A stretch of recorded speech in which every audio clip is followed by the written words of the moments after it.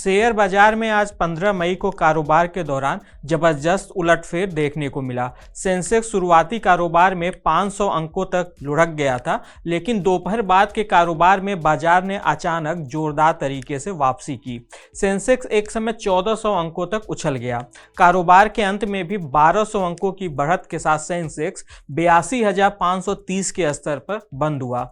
Nifty भी लाल निशान से बाहर आया और करीब 400 अंकों की छलांग के साथ आज के कारोबार के दौरान 25,000 के स्तर को पार कर लिया। अक्टूबर 2024 के बाद यानी करीब 7 महीने में यह पहली बार है जब निफ्टी इंडेक्स वापस 25,000 के पार पहुंच गया। निफ्टी को इस स्तर पर दोबारा आने में कुल 141 कारोबारी दिन लगे। सबसे अधिक तेजी आज के कारोबार के दौरान ऑटो, आईटी और मेटल सेक्टर के शेयरों में देखने को मिली। आखिर शेयर बाजार में आज इतनी बड़ी उलटफेर कैसे देखने को मिली? बाजार की इस वापसी के पीछे क्या रीजन रहे, आइए जानते हैं। नमस्कार, मैं हूं विक्रांत और आप देख रहे हैं मनी कंट्रोल हिंदी। शेयर बाजार में आज की तेजी के पीछे का सबसे मुख्य वजह अमेरिकी राष्ट्रपति डोनाल्ड ट्रंप का एक बयान रहा।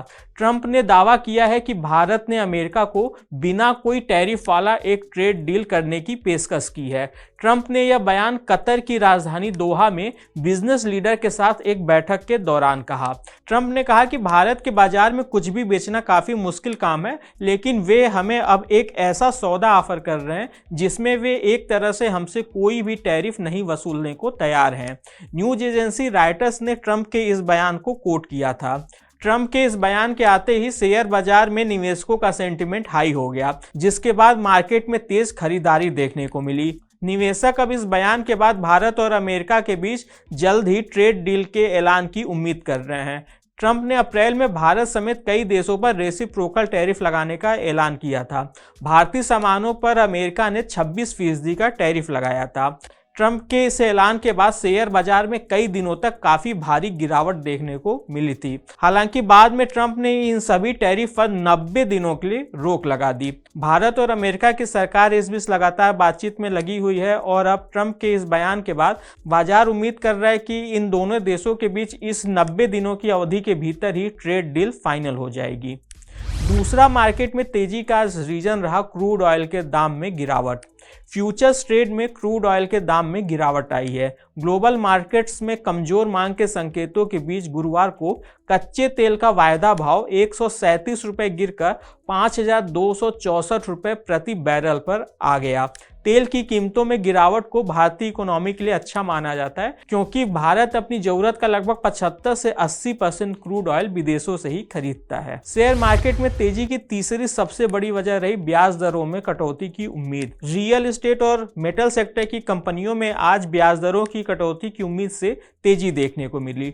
अप्रैल में खुदरा महंगाई दर घटकर 3.16% पर आ गई, जो कि आरबीआई की ओर से तय किए गए 4% के लक्ष्य से काफी कम है। इससे पहले मार्च में भी खुदरा महंगाई दर 3.34% रही थी।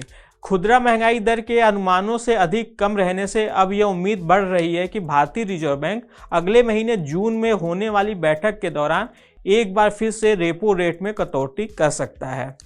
मार्केट में तेजी का चौथा और आखिरी रीजन रहा विदेशी निवेशकों की ओर से लगातार खरीदारी।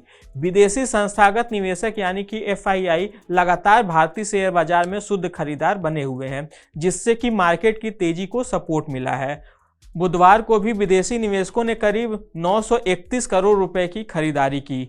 वहीं पर मई महीने में अब तक उन्होंने करीब 9,558 करोड़ रुपए की शुद्ध खरीदारी की है।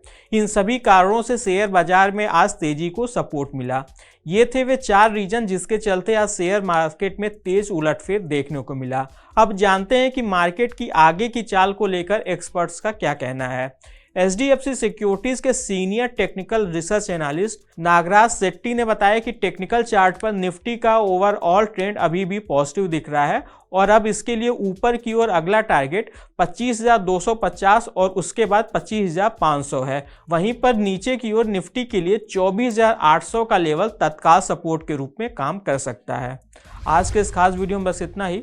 आपको यह जानकारी कैसी लगी हमें कमेंट कर जरूर बताइएगा। बिजनेस और स्टॉक मार्केट से जुड़ी ऐसी खबरों के लिए आप हमारी मनी कंट्रोल हिंदी की वेबसाइट को विजिट कर सकते हैं। इसके अलावा आप हमें यूट्यूब, फेसबुक, इंस्टाग्राम और एक्स यानी कि ट्विटर पर भी फॉलो कर सकते हैं। Thank you.